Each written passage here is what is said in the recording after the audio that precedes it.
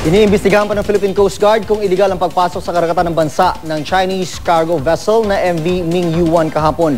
Kasalukuyan ding hawak ng Coast Guard ang 24 na temporanteng sakay ng barko. May ulat on the spot si Rida Reyes. Rida?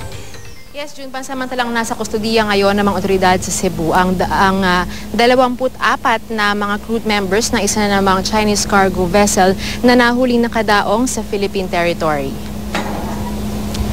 Sa unang pagkakataon, ipinasilip sa atin ng Philippine Coast Guard ang video na isinagawa nilang inspeksyon sa MV Mingyuan matapos itong madiskubring nakaangkla ilang milya ang layo mula sa Malapasco Island sa Cebu kahapon ng umaga. Pinasok ng mga tauhan ng Philippine Coast Guard ang barko madaling araw kahapon kasama ang mga kinatawan mula Bureau of Customs, Bureau of Immigration at Bureau of Quarantine. Kinailangan pa raw maghintay ng isang oras ng ating mga otoridad bago sila napahintulutang pumanik sa barko.